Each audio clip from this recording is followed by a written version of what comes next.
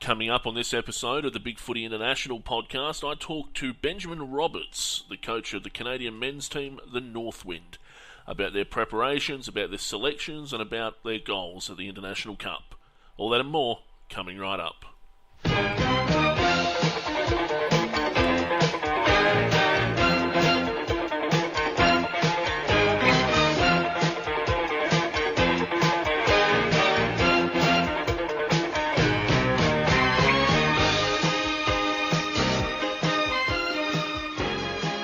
Gentlemen, welcome to another episode of the Bigfooty International podcast. Joining me this morning, I talk to the coach of the Canadian Northwind, Mr. Ben Roberts. Good morning, Ben. How you going, Jason? Ben, we talked to Bruce Parker earlier in the year about the state of Canadian football and how it's going, and we got a bit of background information from him about how he got involved. How did you get involved in football in Canada? I was actually, I found out about it in Australia. I was actually a friend of mine I played football with footy up in Queensland. I saw some photos of him on Facebook playing footy, and it didn't look like it was in Australia, and I hit him up on Facebook, and he was playing footy in Toronto. And I always wanted to go travel and do something constructive while I was travelling, and then put two and two together and came over here and helped out footy and got the work and experience at the same time. And what's your background with football before you went over there? Yeah, so I grew up in Hobart, Tasmania. Played down at Lauderdale Footy Club in the State League. Played there all juniors. Played some country footy and also a couple of years up in Queensland. And then went back home to Tassie for a year. And then actually did my knee, and I actually got into coaching a junior team at the club. Really enjoyed it, and then I got the itch, and then got to combine both and come over here. Okay. And how did you get to be coaching the Northwind? I started off coaching a local team in Ontario in 2010, and a team that never really had much Australian theatre help in the area, about an hour west of Toronto. And I really helped their Canadians and built the team up pretty much from the bottom, and then I suppose I must have did a pretty good job with the Canadians there, and then got offered assistant coach for Northwind in 2011 for the IC. Couldn't make it to Australia with work, and then 2012 I was offered the head coaching job. Okay, so you'll be coming down this year though for the International Cup, obviously. Oh, hands down, yeah. It's been working hard with them for the last 3 years in lead up to this for sure. Okay, so how many players are you bringing down? Sorry, how many players are you bringing down for the International Cup? We've got 28 playing and 2 emergencies. Okay, and how many of those are Canadians, like actually based in Canada? Based in Canada. We've got a couple of guys based in Australia, but they're all Canadian. I've set them up with teams there in preparation. Okay. In the last year or so. It should be, I've got a handful of guys in Australia and probably 24 guys here in Canada. Okay, and what are your thoughts on I talked to Matt Bishop, the coach of the US Revolution, last week about this, just about the number of Australian-based players that are playing in competition, like in this particular competition this year. And like some clubs are bringing 10 or 11 Australian-based players to their teams. Teams like Ireland, for instance, have nearly a dozen players based in Australia at the moment. What are your thoughts on that? Yeah, it's definitely a tough one. It's obviously going to be hard to play a team like that where the majority of guys have that exposure, not only playing in Australia but training with 60 guys, 3-4 times a week. I think going forward, I think it does need to be monitored to a degree based on what level they are playing. To make it more fair, but if they go back, I suppose if they go back and help out in Ireland or help wherever they're from, actually go back and impact the league, then I think it could be a good thing. Would you say it's something like not really within the spirit of the competition, but within the limits of the competition, perhaps? Yeah, it'd be definitely better if it was a cap, I guess. Like, I know footy in most places overseas, you can only have a certain amount of Canadians compared to Australians on the field, and it could be a similar situation like that. If you have guys playing in Australia, you have a limit. Okay, and just before I move on to the fixture and everything, what are your thoughts on like New Zealand talk about a heritage side that they put out this year, which is basically anyone that's come from New Zealand. I mean, I understand that there wouldn't be a hell of a lot of Canadian heritage players running around outside of Canada, but how do you see like heritage sides, like say like the Rugby League World Cup had? Yeah, for us, we've only really got Mike Pike that's really gone on and played AFL and had an impact, won a premiership. Um, yeah, it's a New Zealand and a side like New Zealand, Ireland, that could definitely be more, and US probably in a few more years' time it's relevant to, but everyone else probably not, no. Mm. So it's not likely we're going to see a change to that anytime soon if 3 or 4 sides are the only ones benefiting from it. Yeah. Last year, the 49th Parallel Cup, you play every off year when there's not an international cup, you play the United States, Right. I'm told. Yeah, And that's right. how did you go last time? Yeah, we didn't go as well as we'd like to. The year before we did pretty well, it was a pretty close game, but to the credit of the US, they worked pretty hard and they blew us out of the water early, and we were able to get back in the game in the second half and outscore them. But to the US's credit, they really worked hard, and we've got a lot of work to do to play them. We've got them in our group in Australia, so we're looking forward to getting another crack at them. I thought that was an odd thing, and just getting onto the fixture now, but I thought it was odd that they would fixture you guys to play a team that you play annually almost. Yeah, I don't think the players like a few of the players wanted to play someone different, but from a coaching perspective, it's good. Like we know who their stronger players are, and I'm sure they know ours. So as matchups go, it's going to work out favourable. So I'm sure Matt Bishop thinks so as well. And it does appear like that pool C. That's like the group of death pool, in that it's got New Zealand in it as well. Yeah, it looks tough. I think there's going to be tough games in all groups, but definitely there's going to be one team out of the group that gets that fourth spot in the semi, and I think it could come from our group. I think. What do you think about Ireland's pool matches? They seem to be against relatively easy sides, to be honest. If you look at their pool group, and the same with PNG, it does seem to be a little unbalanced those pool structures. Yeah, I think most teams are going to most teams. It's going to be pretty easy for most sides at New Zealand not New Zealand, so Ireland and PNG play. It's going to be hard for anyone to match up with them, really. But yeah, I'm sure I think Nauru plays one of them, and I think South Africa play one of them. They won't be necessarily easy games, but I think Great Britain might be up there as well. But I mean, Ireland only beat them by a point in the European Championships, so and they're pretty much bringing down the same squad apparently. Yeah, probably the Irish guys in Australia wouldn't have played in that. That's true. And I think there's about a dozen players for Great Britain that are down here. So, well, not a dozen, maybe. I honestly can't remember how many now, but I know that the Brits are bringing down. Well, I have a few here, so. Oh, that's probably going to be pretty handy then. New Zealand only have one, I think, here. The US aren't bringing anyone from Australia in. It's all US based for them. So I think India are bringing in like 15 players from Australia. Oh, really? Yeah, I think they're more of a multicultural squad than an actual Indian competition squad. But anyway, honestly, not entirely sure how that works. But your first game is against China. Yeah. On the 10th of August at Royal Park. Have you played China before? No, I don't think we've played China.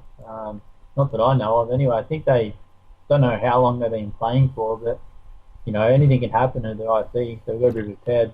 They placed 15th out of 16 teams at the 2008 Cup, and 17th out of 18 teams at the 2011 Cup. So it's interesting. Your second game is against Canada, who obviously we discussed earlier.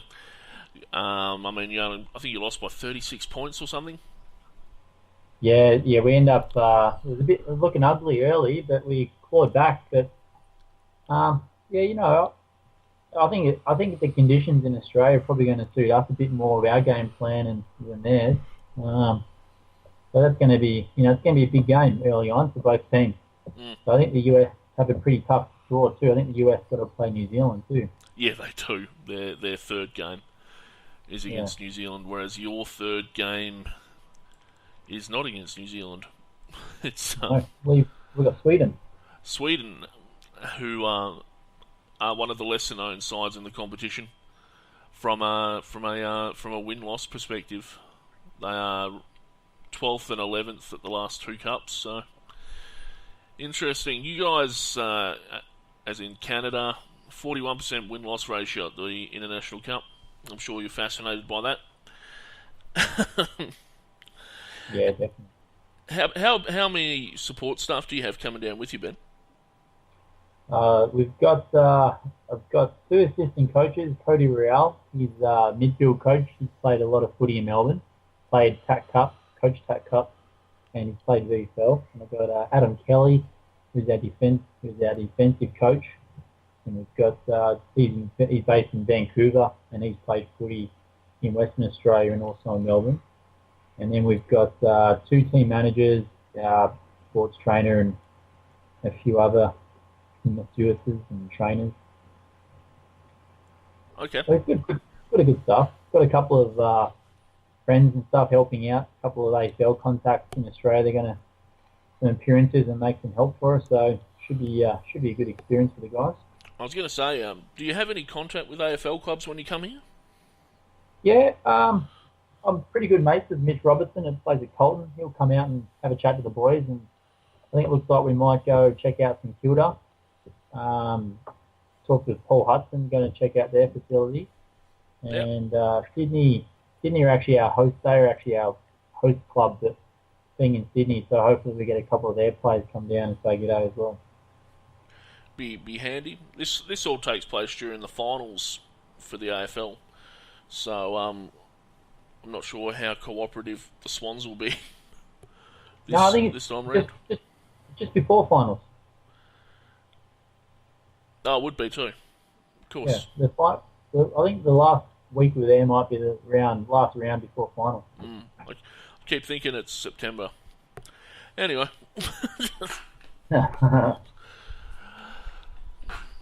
Where am I? What's the hardest thing about coaching Canadians as opposed to Australians when it comes to football? Oh, definitely background and knowledge. Positioning's a big one. Like understanding you got to move to create space, and the handballing. Like a lot of them don't understand. You got to go backwards under pressure, and I think it's the whole space mentality. A lot of the North American athletes will play head-on contact. There's offside. With footy, there's no offside. There's no sport in North America. There's no offside really. So that's probably the toughest part. Mm. What are your goals at this International Cup? Yeah, we want to definitely get Canada. We believe we can get Canada's best ever finish. Their best finish ever is 6th. Yep. I think. So that's the goal. We want to do the best we can as a country and do everyone here proud. And we've got a committed 30 bunch of guys. So we're really going to give it the biggest shake we can. Mm. I hate to say this, but I've currently got you guys ranked about 5th on where I think you're going to come this year. But, I mean, it's anyone's guess after 3rd, really, in my opinion, at least. I mean, the big three are the big three. And then after that, it could fall to anyone of the US, Britain, Canada. All of you's on your day, really. So you're spot on there, Jason. You're right. There's 3 very strong teams in this competition, and it's anywhere from 4th to 6th, 7th. It's going to be pretty tight. I think the US managed a 3rd a couple of years ago, didn't they? Yeah, might have.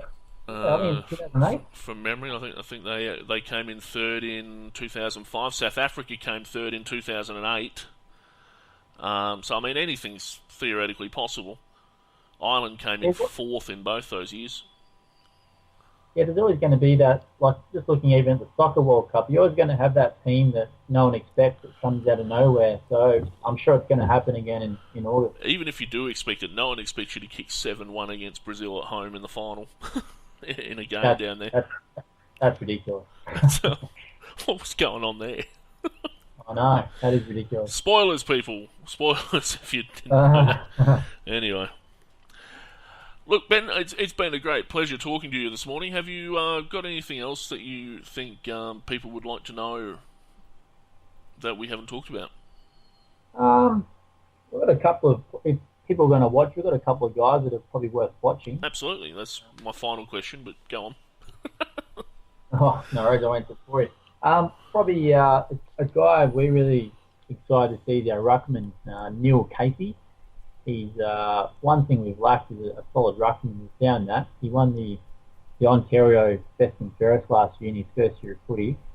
We expect him to have a pretty big cup. Full forward. What's that? Okay, sorry, I thought you were done then. I was going to say, keep going. Tell me more.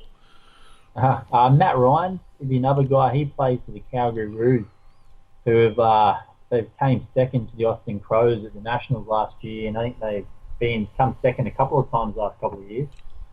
He's a big forward. He'll be handy. He's played some footy in Melbourne too, which helps.